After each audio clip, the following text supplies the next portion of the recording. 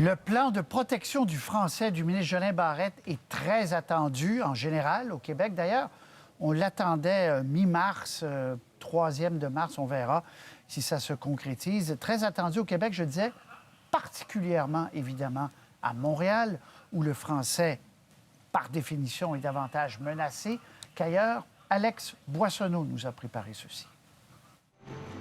Entre les commerces aux noms anglophones, les annonces bilingues et le bonjour aïe pour accueillir les clients, Jonathan Nixon persiste à croire que Montréal est une ville francophone et qu'elle doit le rester.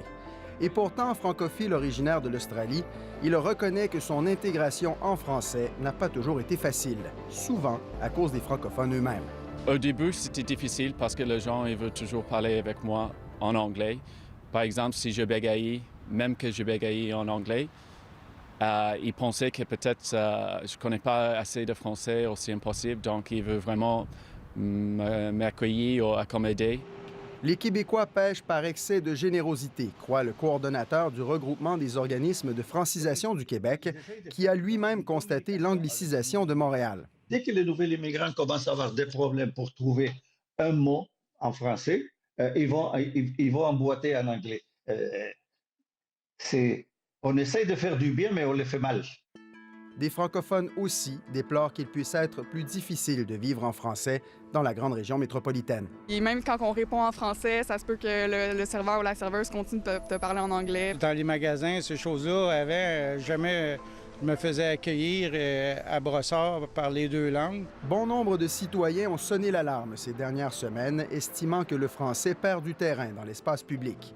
À 21 ans, Emma Félix-Lorrain a cofondé l'initiative Accent Montréal avec une pétition pour que la ville se dote de son propre conseil pour la langue française. Plus de 18 000 personnes l'ont appuyé. C'est important que nous, en tant que jeunes, on ait parti cette pétition-là pour démontrer en fait que c'est pas seulement les personnes plus âgées qui vraiment s'en font avec cet enjeu-là. L'idée a fait son chemin jusqu'à la mairie, où la conseillère municipale Cathy Wong prépare son plan pour protéger le français, lequel devrait être présenté ce printemps.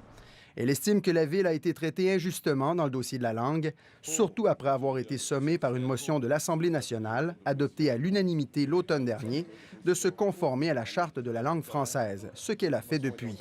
D'autant que, selon la conseillère municipale, le gouvernement Legault pourrait parler moins et faire plus. La question de la francisation est un dossier de compétence du gouvernement du Québec. Et bien sûr, nous, on en fait déjà énormément à travers nos différentes activités du Bureau d'inclusion des nouveaux arrivants à Montréal. Elle reproche notamment à Québec d'avoir privé la ville, contre toute attente, de plus de 500 000 $ pour des activités de francisation. Dans une société normale, la langue nationale, elle se parle toute seule. Québec et Montréal ont tous les deux fait preuve de laxisme en matière de protection de la langue, estime le président du mouvement Québec français. Il presse les élus de passer de la parole aux actes. Il s'agit de se demander si nos dirigeants ont en effet le courage, ce surplus de courage qui va être nécessaire pour renverser la tendance. C'est une responsabilité collective, je crois, qu'on devrait essayer toujours de parler en français. Jonathan Nixon, lui, comprend bien que le rayonnement de la langue de Ducharme n'est pas que l'affaire des gouvernements. Jeunes, moins jeunes, francophones, anglophones, tous devront se faire entendre, et il l'espère, en français. Ici Alex Boissonneau, Radio-Canada, Québec. Puis restez avec nous à notre 18h30. On s'en va, une fois n'est pas coutume, à la cabane à sucre.